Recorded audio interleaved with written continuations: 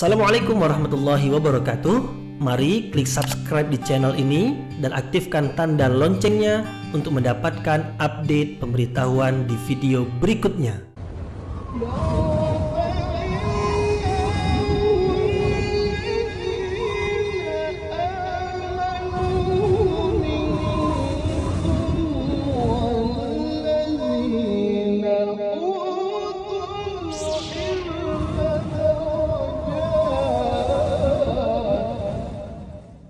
A'udzu billahi minasyaitonir rajim. Bismillahirrahmanirrahim. Assalamualaikum warahmatullahi wabarakatuh.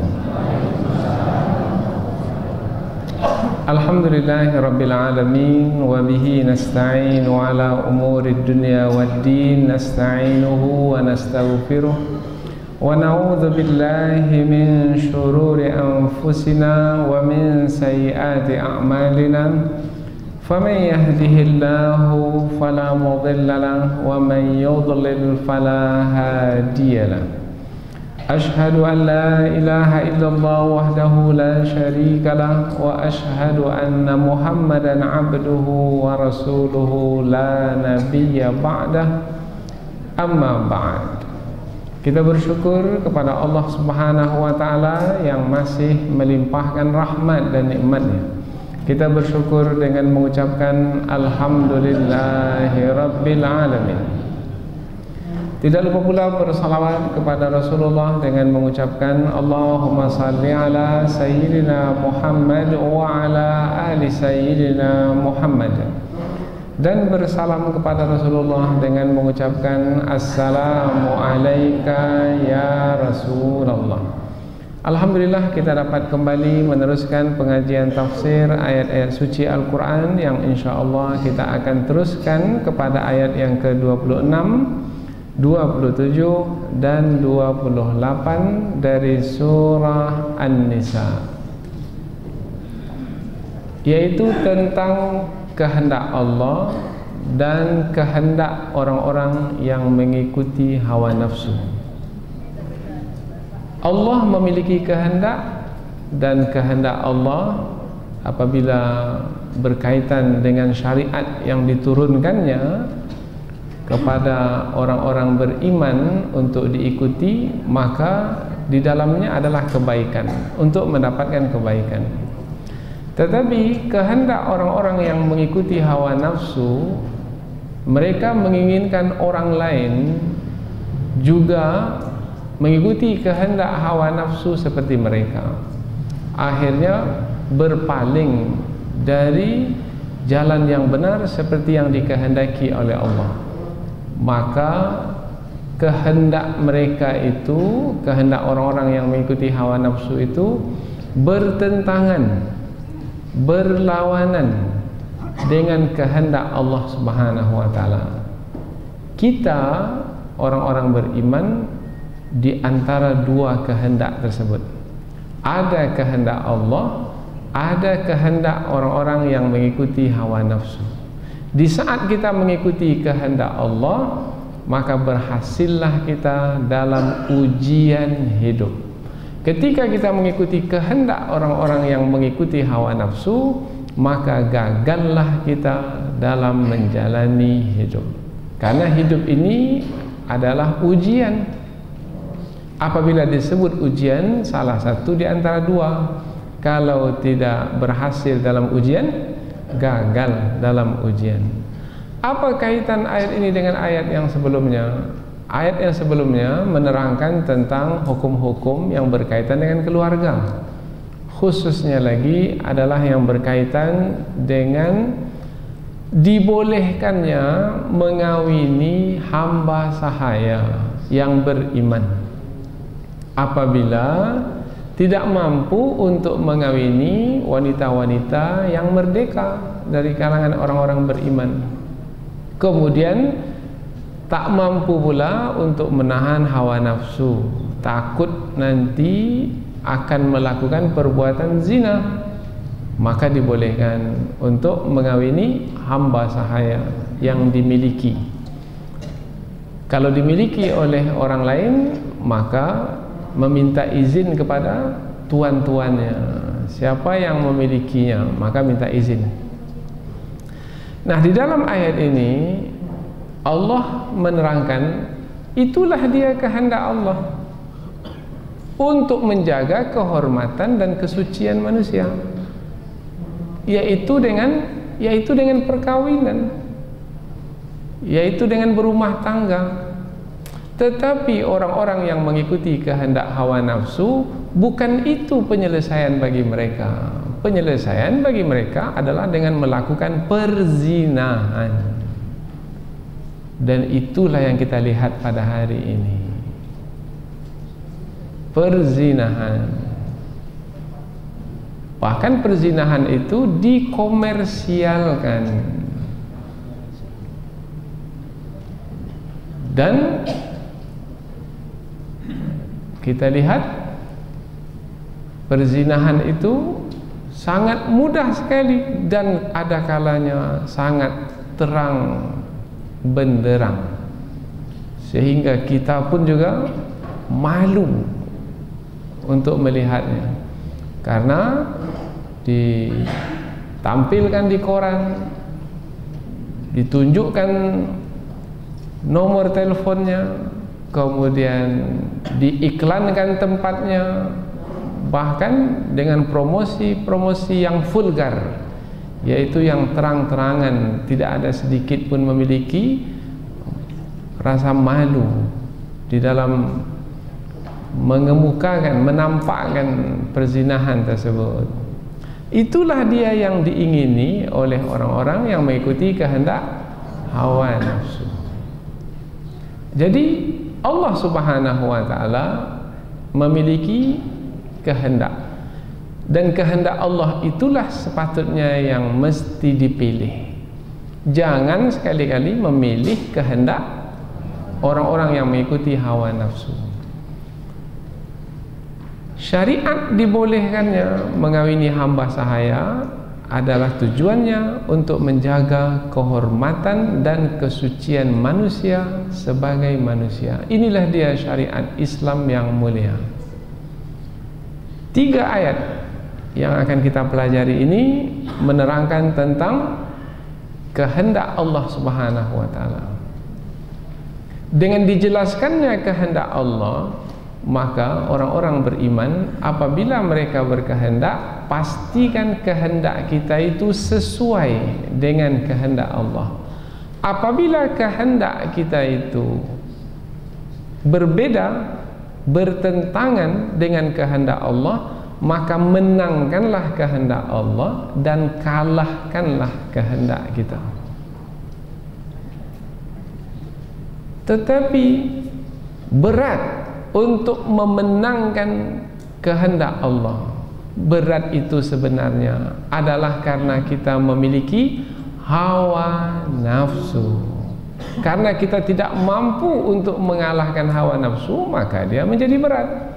Tetapi di saat kita bangunkan keimanan di dalam diri kita, dan kekuatan iman itu mampu mengalahkan hawa nafsu, maka ringan untuk mengalahkan kehendak hawa nafsu. Maka mudah untuk mengikuti kehendak Allah. Dan tidak ada satu pun yang Allah tetapkan dengan kehendaknya yang berat untuk dijalankan. Karena sesungguhnya syariat Allah itu ditetapkan dengan mudah sesuai dengan tabiat manusia yang lemah. Nanti ujung ayat Allah menyebut sesungguhnya manusia itu diciptakan dalam keadaan lemah. Allah tahu manusia itu lemah, maka Allah turunkan syariat yang sesuai dengan manusia yang bersifat lemah, sehingga manusia tidak menjadi terbeban dengan syariat Allah itu. Tapi kalau ada yang terbeban, masalahnya bukan pada syariat yang diturunkan, masalahnya ada pada manusia itu sendiri. Salat 5 waktu, susah salat 5 waktu? Tidak. Ramai orang-orang beriman mudah sekali melakukan salat 5 waktu. Bahkan bagi mereka kurang salat 5 waktu. Mereka tambah lagi dengan qabliyah dan ba'diyah. Mereka tambah lagi dengan salat tahajud di malam hari. Tapi ada orang yang 5 waktu itu ia merasa berat untuk melaksanakannya. Masalahnya bukan di salat 5 waktu, tetapi di orangnya. Kalau lihat badan orangnya itu tinggi, besar, gemuk, masih muda, sehat, tapi salat 5 waktu tak mampu dia lakukan. Berjalan sampai berpuluh kilometer mampu maraton. Melompat-lompat mampu. Main futsal 1-2 jam mampu. Tapi solat 5 waktu yang hanya beberapa menit tak mampu. Bermakna masalahnya bukan pada syariatnya, tetapi pada orangnya. Nah, inilah dia ayat yang menerangkan tentang kehendak Allah yang semestinya diikuti, dan ada lagi kehendak orang-orang yang mengikuti hawa nafsu yang semestinya dijauhi. Allah Subhanahu wa taala berfirman, A'udzubillahi minasyaitonir rajim. Bismillahirrahmanirrahim. Yuridullahu liyubayyina lakum wa yahdiyakum sunanal ladzina min qablikum wa yatuba 'alaikum. Wallahu 'alimun hakim. Wallahu yuridu an yatuba 'alaikum wa yuridu alladhina yattabi'una ash-shahawati an tamilu mailan 'azima. Yuridu Allahu an yukhaffifa 'ankum wa khuliqal insanu dha'ifa. Allah berfirman, yuridullah, Allah menghendaki. Apa kehendak Allah? Liyubayyina lakum, untuk menjelaskan kepadamu. Apa yang Allah kehendaki? Menjelaskan syariatnya tentang hukum halal haram, supaya jelas bagi kamu. Wa yahdiyakum sunanal ladzina min qablikum, dan memberikan petunjuk kepadamu kepada jalan-jalan orang-orang sebelum kamu, yaitu jalan para nabi, yaitu jalan yang benar. Wa yatuba 'alaikum, dan Allah juga berkehendak untuk menerima taubatmu. Wallahu 'alimun hakim, dan Allah Maha mengetahui lagi Maha bijaksana. Wallahu yuridu, dan Allah menghendaki. Apa yang Allah kehendaki? Ayyatuba 'alaikum, untuk menerima taubatmu. Diulang sekali lagi.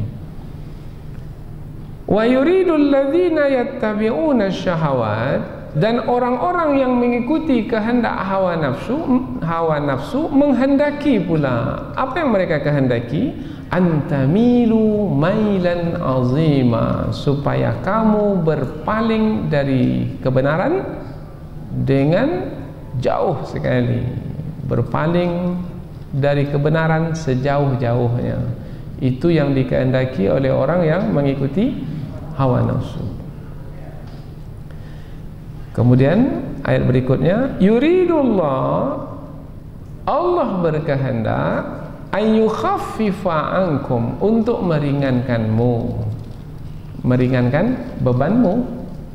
Wa khuliqal insanu dha'ifa, dan diciptakan manusia itu dalam keadaan lemah. Kita ulang dari awal, kemudian setelah itu kita berikan tafsir ringkas, setelah itu kita pindah ke tafsir yang lebih terperinci.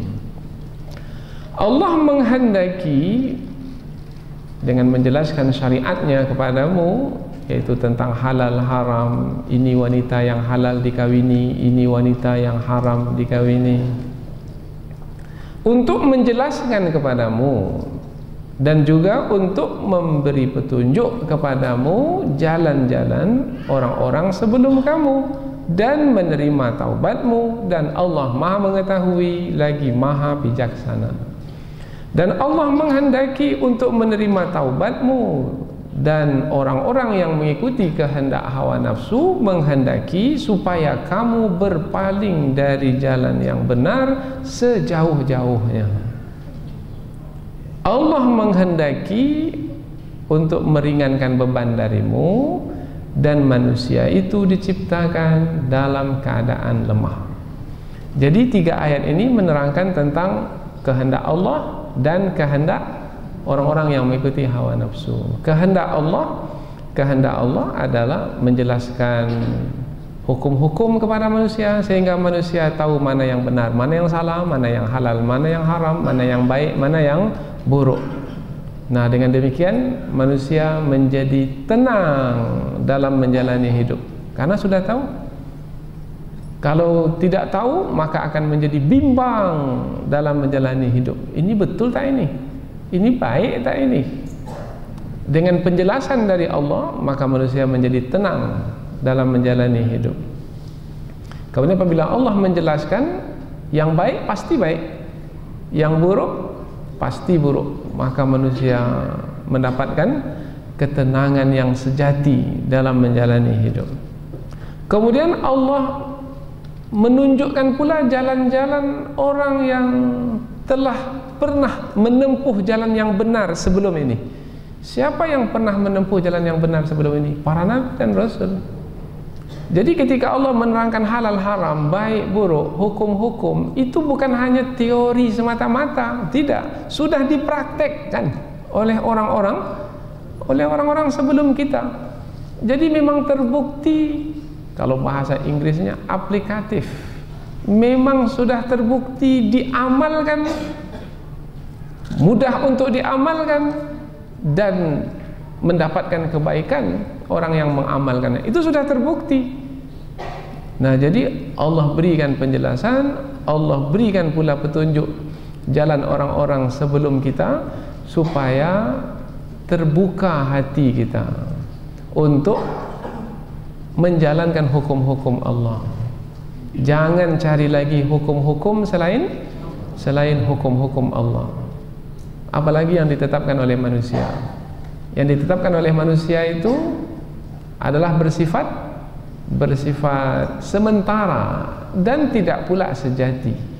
Sementara mungkin nampak baik sekarang, tetapi sampai masanya nanti sudah diamandemen, dirubah, diganti.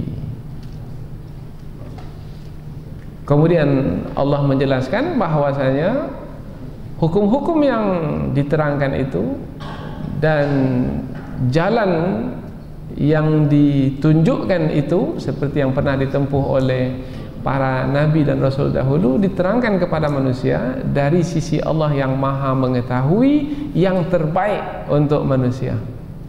Allah pula maha bijaksana, pasti setiap apa yang Allah tetapkan itu ada manfaat di dalamnya. Sudah demikian jelas. Nah, apabila kamu wahai manusia sebelum ini telah melakukan kesalahan, kekhilafan karena bertentangan dengan apa yang Allah tetapkan, segera bertaubat. Allah pula maha penerima taubat. Itu adalah kehendak Allah. Maka bertaubatlah, itu yang Allah kehendaki. Tetapi ada di sana orang-orang yang berkehendak lain dari kehendak Allah. Jangan ikuti kehendak mereka, yaitu supaya kamu tetap melakukan kesalahan. Allah menghendaki kamu memelihara kesucian diri dengan berumah tangga, tetapi di sana orang-orang yang mengikuti hawa nafsu menginginkan kamu untuk berzina selama-lamanya. Lihat, jelas dua kehendak yang berbeda.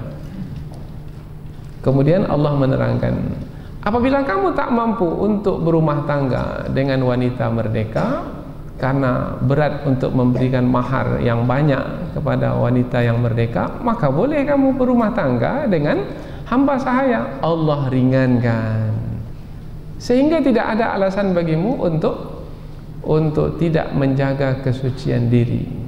Tidak ada dalam Islam ini yang berat.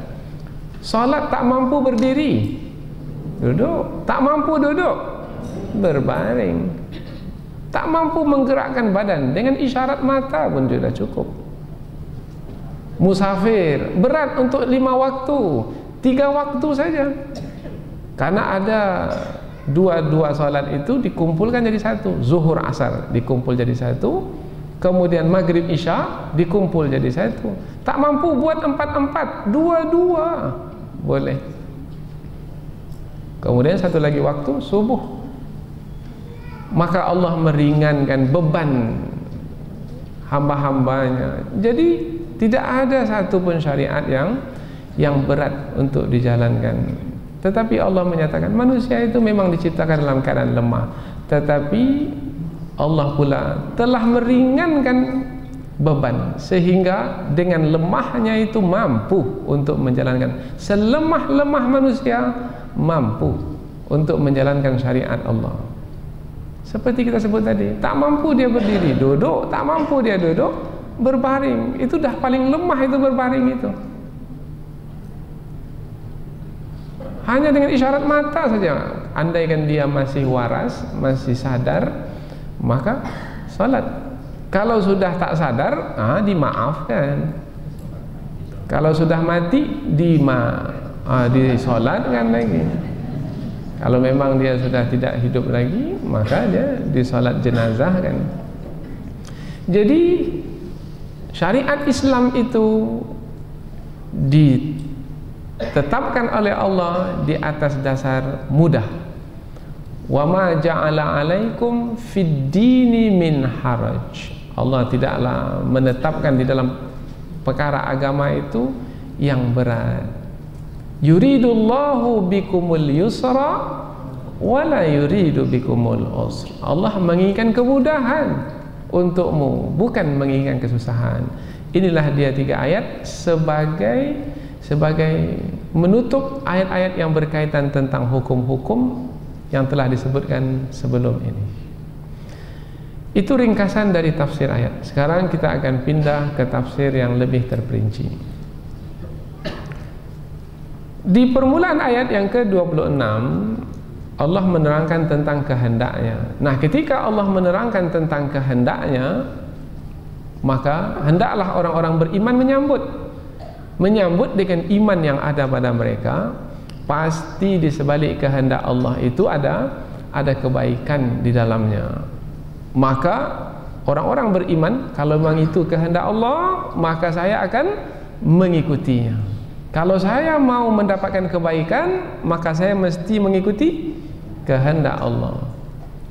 Jadi hamba yang mau selamat, hendaklah ia mengikuti kehendak Allah. Mengikuti kehendak Allah disebut berserah diri. Mengikuti kehendak Allah disebut berserah diri. Siapa contohnya yang berserah diri? Dahulu Allah memerintahkan Nabi Adam supaya berserah diri kepadanya. Idz qala lahu rabbuhu aslim. Ingatlah ketika Tuhannya berfirman kepadanya. Di sini Nabi Ibrahim alaihi salam. Aslim, serahkanlah dirimu wahai Ibrahim. Qala aslamtu lirabbil alamin. Maka Nabi Ibrahim menjawab, ya Allah, aku berserah diri kepadamu. Apa makna berserah diri? Mengikuti kehendak. Berserah diri kepada Allah, mengikuti kehendak Allah. Apa kehendak Allah? Wahai Ibrahim, tinggalkan anakmu di padang pasir. Nabi Ibrahim sudah lama menanti kehadiran anak, tak kunjung dapat anak. Kemudian dapat anak. Dah dapat anak, kehendak Allah, tinggalkan anakmu itu di padang pasir. Padahal di padang pasir itu tidak ada siapapun, belum ada orang di situ lagi. Inni askantu min dzurriyyati biwadin ghairi dzi zar'in inda baitikal muharram. Sesungguhnya aku meninggalkan sebahagian dari keturunanku di padang pasir, yaitu di lembah yang tidak ada tanam-tanaman. Kalau tak ada tanam-tanaman, air pun juga tak ada. Karena biasanya di mana ada air, di situ ada tanaman-tanaman tumbuh, karena air sebagai sumber kehidupan. Di sisi rumahmu yang mulia. Kira-kira kita lah, sudah lama mau dapat anak. Sudah dapat anak, diperintahkan oleh Allah untuk meninggalkannya di padang pasir. Mampu meninggalkannya? Nabi Ibrahim berserah diri kepada Allah, mengikuti kehendak Allah. Kalau memang itu adalah kehendakmu ya Allah, hamba tinggalkan anda hamba di sini. Disampaikan kepada istrinya Siti Hajar, wahai istriku Hajar, ini kehendak Allah, supaya meninggalkan aku dan kamu di sini? Dijawab pula oleh Hajar, wahai suamiku, kalau memang itu adalah perintah Allah, kehendak Allah, maka tinggalkan kami di sini. Allah tidak akan menyia-nyiakan kami. Berserah diri, itu makna berserah diri. Berserah diri maknanya menyamakan kehendak. Berserah diri kepada Allah, menyamakan kehendak kita dengan kehendak Allah, atau mengikuti kehendak Allah. Sudah besar anak, sudah bisa diminta bantuan untuk bekerja, sudah remaja, elok pula perangainya, berakhlak mulia. Bermimpi Nabi Ibrahim supaya menyembelih anaknya, itu kehendak Allah. Bagaimana? Sudah besar anak, sudah bujang tanggung, elok pula perangainya, disembelih, itu perintah Allah. Nabi Ibrahim berserah diri, kalau memang itu adalah kehendakmu ya Allah, maka hamba sembelih. Falamma aslama wa tallahu lil jabin. Dan ketika mereka berdua berserah diri, Nabi Ibrahim berserah diri, Nabi Ismail pun berserah diri. Kalau memang itu perintah Allah, wahai ayahanda, jalankan. If'al ma tu'mar, lakukan apa yang diperintahkan kepadamu. Satajiduni insyaallahu minas sabirin. Ayahanda akan mendapati ananda ini dalam keadaan sabar nantinya. Dua-dua berserah diri. Nah, karena berserah diri, Allah tidak sia-siakan hamba yang berserah diri kepadanya. Ketika anak akan disembelih, wa nadainahu, kami seru ia, ayya Ibrahim, hai Ibrahim, qad saddaqtar ru'ya, kamu telah benarkan mimpimu.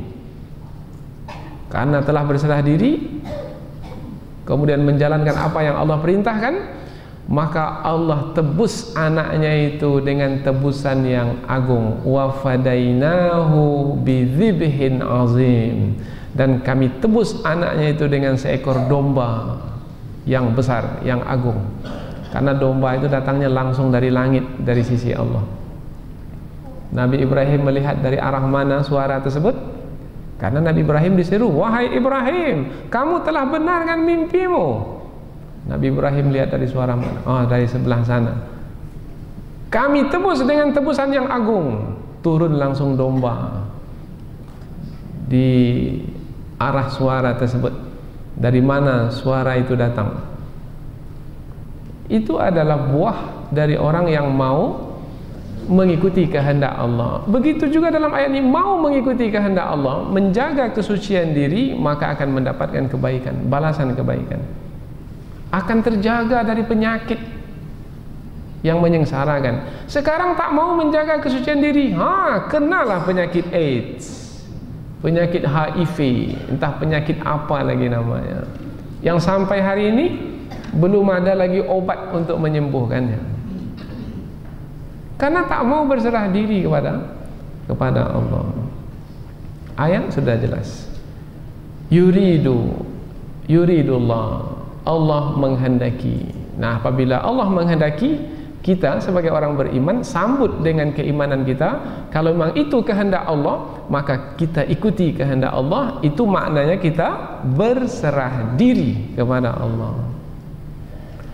Yuridullah liyubayyina lakum, Allah menghendaki untuk menjelaskan kepadamu. Allah menghendaki dengan menerangkan halal haram, hukum-hukum sebelum ini, tujuannya adalah untuk menjelaskan kepadamu supaya jelas bagimu mana yang baik, mana yang buruk, mana yang halal, mana yang haram, mana yang menguntungkan, mana yang merugikan. Karena kamu sudah mengetahui dengan jelas apa yang Allah kehendaki, kemudian kamu melanggarnya, maka untukmu hukuman. Jadi kapan hukuman itu Allah tetapkan? Setelah Allah menjelaskan.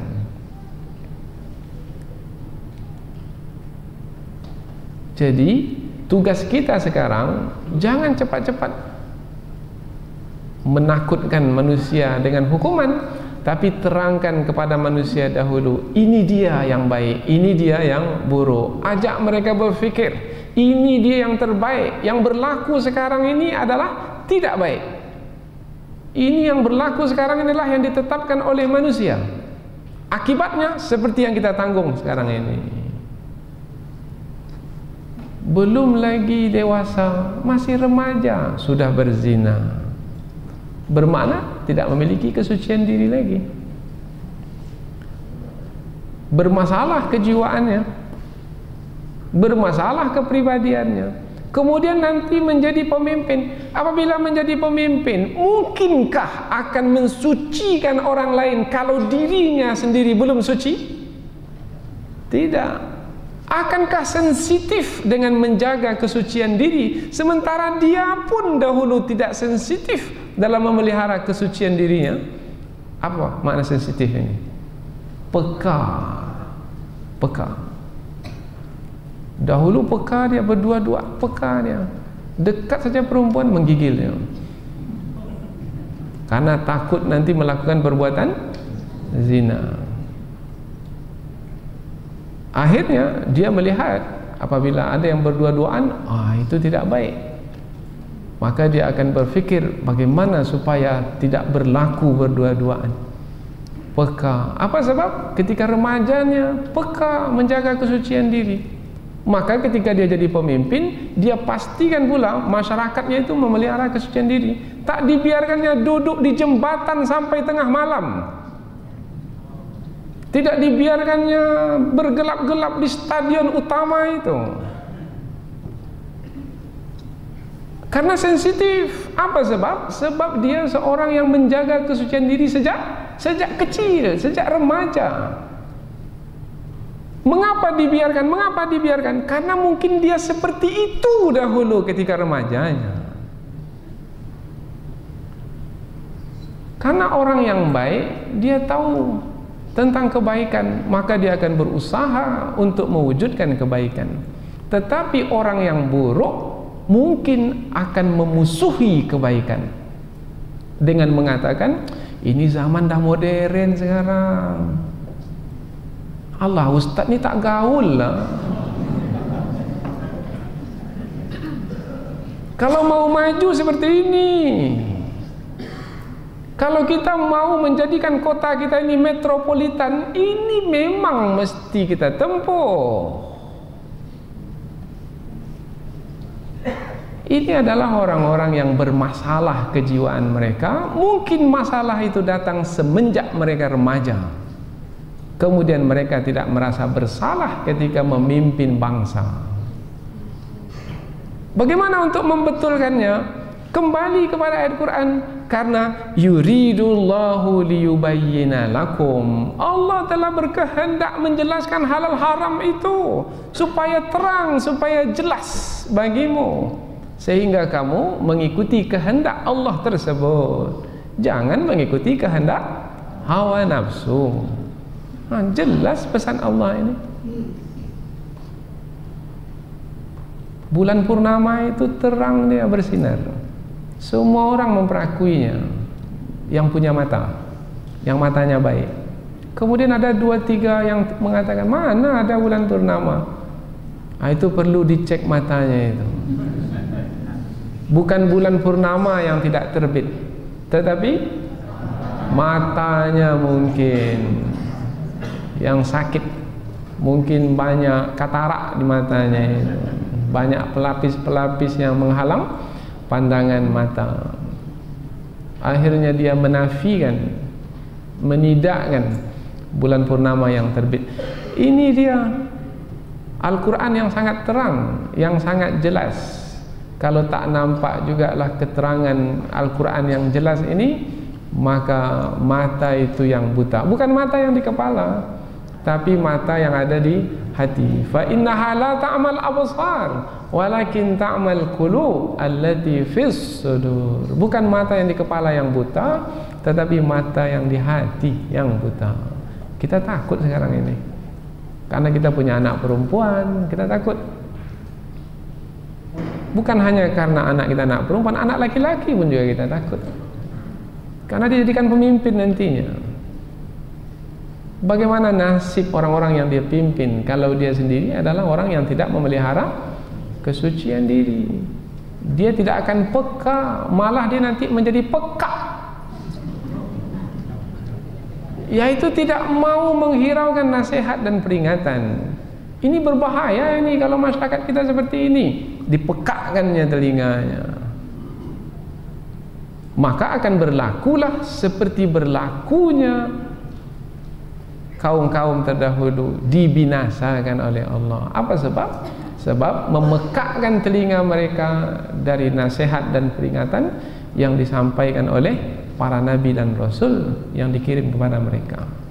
Maka Allah lanjutkan dengan wa yahdiyakum sunanal ladzina min qablikum, dan Allah memberikan petunjuk kepadamu, yaitu dengan menerangkan jalan-jalan orang-orang sebelum kamu, orang-orang yang mengikuti kebenaran, para nabi dan rasul. Itu jalan mereka, dan mereka mendapatkan kebaikan, mendapatkan manfaat, keuntungan dari mengikuti kehendak Allah. Dan coba lihat pula jalan-jalan orang-orang sebelum kamu yang mengikuti kehendak hawa nafsu. Bagaimana keadaan kaum Lut?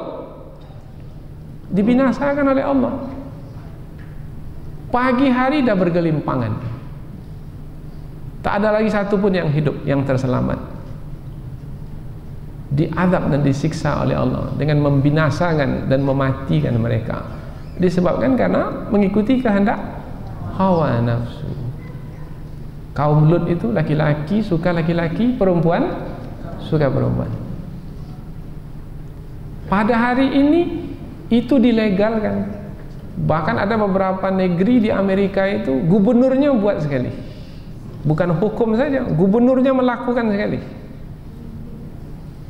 pemimpinnya bahkan mengatakan siapa yang tidak menyukai kawin sejenis maka bermasalah kejiwaannya. Dia yang ngomong itu yang bermasalah kejiwaannya, yang menentang itu pula dia mengatakan bermasalah kejiwaannya. Kemudian nanti digunakanlah berhala besar, yaitu hak asasi manusia. Itu berhala besar yang mesti ditumbangkan pada hari ini. Segala sesuatu kembalinya kepada hak asasi manusia. Kalau hak manusia itu mau seperti itu, maka tidak ada siapa yang boleh menghalangkannya. HAM. Laki-laki mau menyerupai perempuan, perempuan mau menyerupai laki-laki, HAM. Baru-baru ini menang di pengadilan karena seorang perempuan mau jadi laki-laki atau laki-laki mau jadi perempuan atas dasar hak asasi manusia. Padahal kehendak Allah telah menetapkannya laki-laki, mesti laki-laki. Apabila kehendak Allah menetapkannya perempuan, mesti perempuan. Tak boleh ada pilihan manusia untuk memilih yang bertentangan dengan kehendak Allah.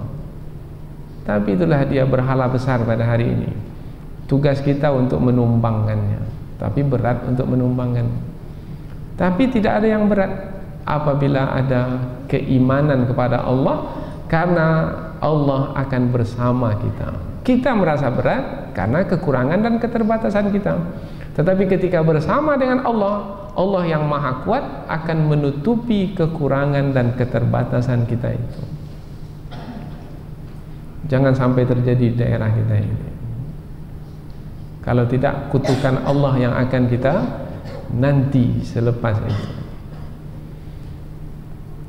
Wa yatuba alaikum, dan Allah juga berkehendak untuk menerima taubatmu. Untuk menerima taubatmu, karena kamu mungkin melakukan kesalahan, kesilapan disebabkan karena mengikuti hawa nafsu, tidak mengikuti kehendak Allah. Maka yang Allah inginkan darimu adalah bertaubat. Bertaubat sungguh-sungguh. Bertaubat sungguh-sungguh yaitu menyesali kesalahan yang telah dilakukan, tidak mau kembali lagi kepada kesalahan tersebut, dan memperbaiki diri dengan melakukan kebaikan untuk menebus kesalahan tersebut. Apabila demikian bertaubat, maka Allah akan menerima taubat. Wallahu alimun hakim, dan Allah maha mengetahui. Maha mengetahui apa? Maha mengetahui yang terbaik bagi manusia. Maka setiap yang Allah halalkan pasti baik, setiap yang Allah haramkan pasti buruk. Allah Maha mengetahui yang terbaik bagi manusia. Allah Maha mengetahui bahwasanya ini adalah yang bermanfaat bagi manusia. Kemudian juga Allah Maha mengetahui manusia itu lemah, maka Allah tetapkan syariatnya. Setelah itu syariatnya itu pada manusia yang lemah, yang tidak mampu untuk menjalankannya, Allah ringankan. Oh, tak mampu kamu mengawini wanita merdeka, maka Allah ringankan. Karena Allah Maha mengetahui hambanya yang lemah, maka diringankan hukumnya. Lihat, kita ini mendapat kasih sayang Allah yang tidak terhingga. Kita saja yang tidak merasakan kasih sayang tersebut, disebabkan karena kerasnya hati atau karena kebodohan yang kita miliki. Hakim, Maha bijaksana. Bijaksana maksudnya menetapkan sesuatu tepat pada tempatnya dan mendatangkan manfaat. Itu makna bijaksana. Allah menempatkan sesuatu pada tempatnya dan mendatangkan manfaat. Sebut saja apa saja tentang pembahagian warisan, Allah Maha bijaksana. Tentang mana wanita yang boleh dikawini, mana yang haram dikawini, Maha bijaksana. Sebut sajalah apa. Al-Quran ini sepenuhnya adalah kebijaksanaan di dalamnya. Al-Quranul Hakim, Quran yang di dalamnya penuh dengan kebijaksanaan, karena datang dari sisi Allah Al-Hakim yang Maha bijaksana. Ayat berikutnya Allah menerangkan lagi bahwasanya Allah menghendaki supaya kita bertaubat dan Allah menerima taubat kita. Diulang 2 kali untuk menerangkan supaya kita ini segera bertaubat. Allah ingin kita bertaubat. Apabila Allah ingin kita bertaubat, bermakna mendorong kita, memotivasi kita supaya bertaubat. Karena ada orang yang masih lagi ragu-ragu, bahkan mungkin tidak percaya kalau saya sudah melakukan kesalahan besar-besar, banyak dan lama waktunya, apakah mungkin taubat saya ini akan diterima? Dia ragu-ragu.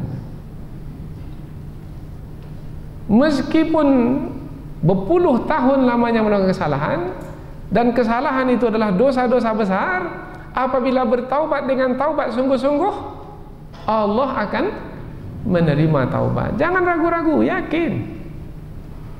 Pernah dengar orang yang telah membunuh 100 orang?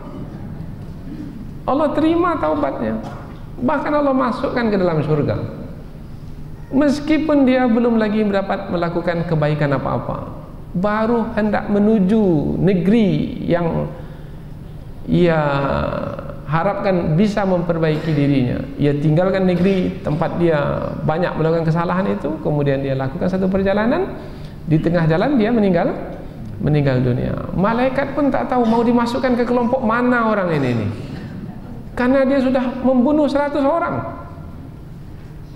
dan belum lagi buat kebaikan apa-apa. Maka malaikat pun meminta kepada Allah supaya diberikan ketetapan untuk orang ini di mana mau dimasukkan. Maka Allah perintahkan, ukur dari tempat ia meninggal dunia itu ke kampung yang dia ingin tuju dan negeri yang ia tinggalkan. Mana yang lebih jauh, kampung yang dia tuju atau negeri yang dia tinggalkan? Rupanya lebih dekat ke kampung yang ia tuju, yang akan ia gunakan untuk memperbaiki diri nantinya. Karena lebih dekat, bermakna usahanya sudah nampak sungguh-sungguh, maka Allah pun menerima taubatnya.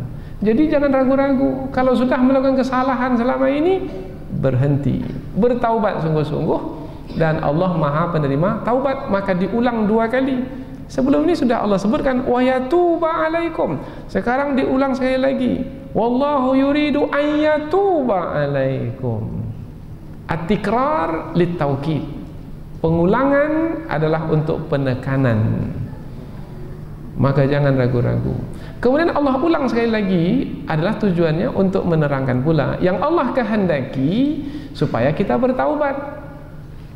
Tetapi Allah ingin melanjutkan.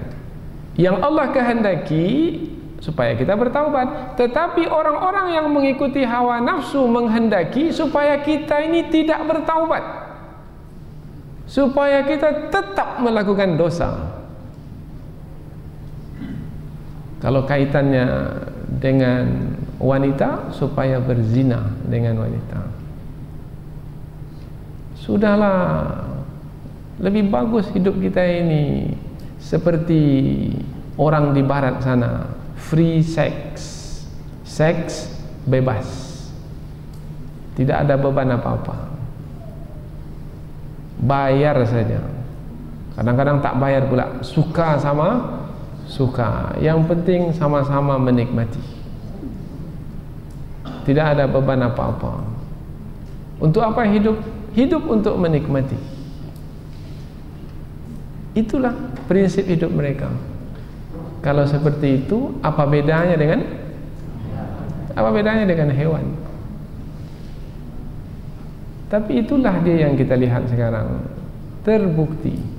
Maka Allah menjelaskan, jangan sampai menghendaki, jangan sampai mengikuti apa yang dikehendaki oleh orang-orang yang mengikuti hawa nafsu itu.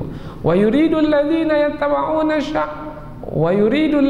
yattabi'una syahawat. Dan orang-orang yang mengikuti kehendak hawa nafsu menghendakimu antamilu mailan azima, supaya kamu berpaling dari jalan benar sejauh-jauhnya. Bermakna orang yang mengikuti hawa nafsu tidak puas kalau orang-orang beriman itu berpaling sedikit, tak puas. Baru dia puas kalau berpaling jauh.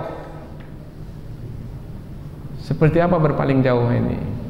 Tak mau berumah tangga, kawin sesuka hati saja, berhubungan sesuka hati saja, sekedudukan, satu rumah tapi tak ada ikatan suami istri, sesuka hati, suka bertemu, tak suka berpisah. Apa namanya dahulu itu? Kumpul kebo. Hanya kerbau yang berkumpul seperti itu. Tapi manusia mengikuti kerbau, maka disebutlah gelarnya kumpul kebo. Tak merasa bersalah. Oh, nanti akan hamil, mengandung, dibagikan kondom secara gratis.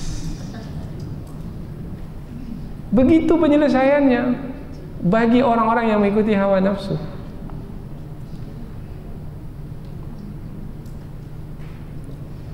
Dan kita lihat di depan mata kita. Dan yang membuat kebijaksanaan ini bukan sembarang orang. Kononnya berpendidikan. Konon ini Alkisah. Tidak bisa dipegang sebenarnya. Kemudian kita lihatlah seperti yang kita lihat. Ada statistik menyebutkan bahwasanya di tempat tertentu sampai-sampai remaja itu dari 10 orang yang ditanya, 9 orang telah melakukannya. Tinggal 1 saja lagi. Bahkan yang 1 itu akan dikatakan kepadanya bahwasanya kamu ini kolot ini, kamu ini ketinggalan zaman, kamu ini, dan seterusnya. Yang 1 itu pula menjadi aneh di hadapan kawan-kawannya. Bahkan ada pula yang berbangga lagi, bukan hanya dengan perzinahan, tetapi dengan minuman keras. Bahkan bukan hanya dengan minuman keras, tetapi dengan narkoba, narkotik, dan obat terlarang. Dan baru-baru ini tertangkap pula seorang, tak tahu tak orang tak tidak, kononnya public figure. Itu bukan public figure, itu perusak masyarakat. Jangan sebut-sebut public figure. Figur itu adalah orang yang akan diikuti. Itu tidak layak untuk diikuti. Kononnya kalau sudah penyanyi populer jadi public figure. Tidak. Kita ini salah menggunakan. Mengapa? Karena yang menggunakan kata tersebut adalah musuh.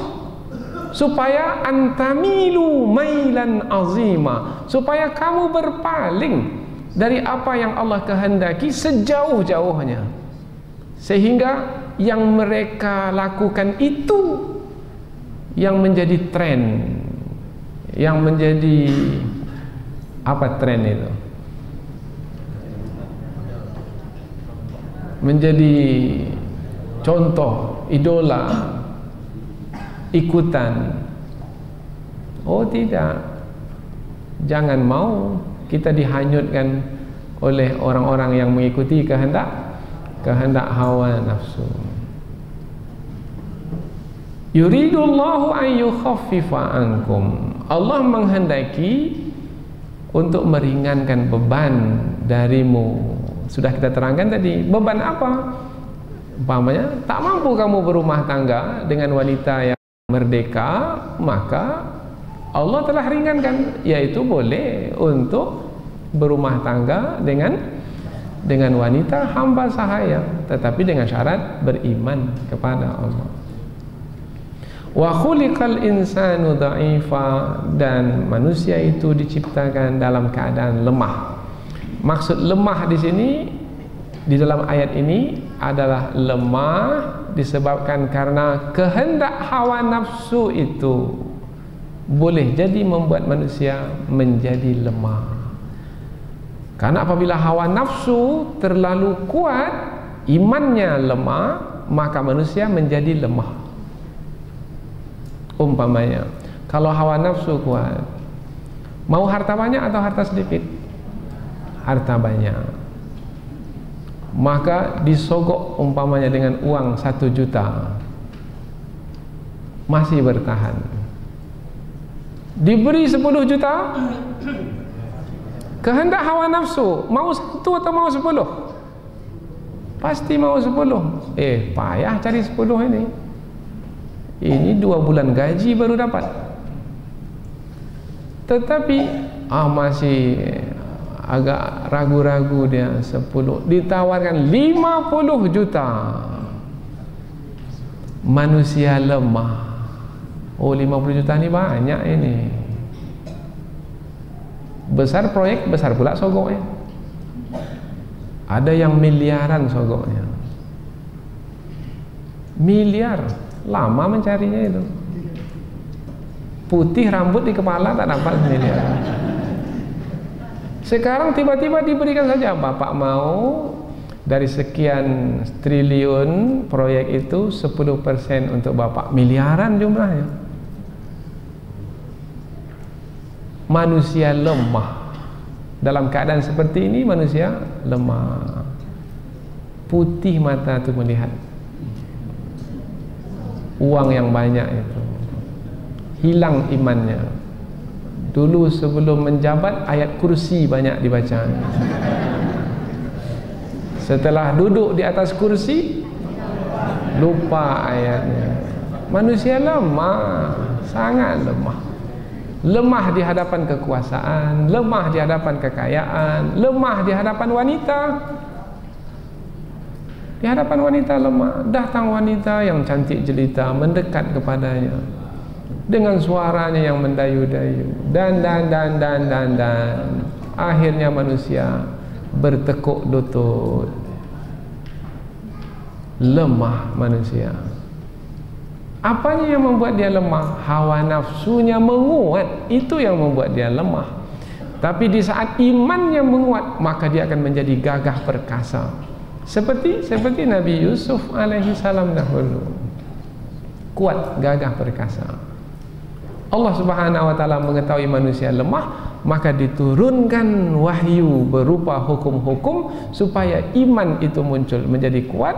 Ketika iman menjadi kuat, maka manusia yang diciptakan lemah itu dapat ditutupi kelemahannya sehingga ia berhasil dalam menjalani hidup. Akhirnya selamatlah dia di dunia dan selamatlah dia di akhirat. Itulah dia petunjuk Allah Subhanahu wa taala melalui 3 ayat yang kita pelajari, iaitu 26, 27 dan 28 dari surah An-Nisa, yaitu kehendak Allah, di dalamnya ada kebaikan.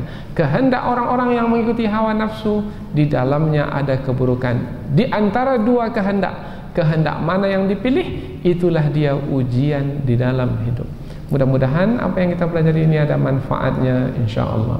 Subhanakallahumma wa bihamdika asyhadu an la ilaha illa anta wa astaghfiruka wa atubu ilaik. Wassalamualaikum warahmatullahi wabarakatuh.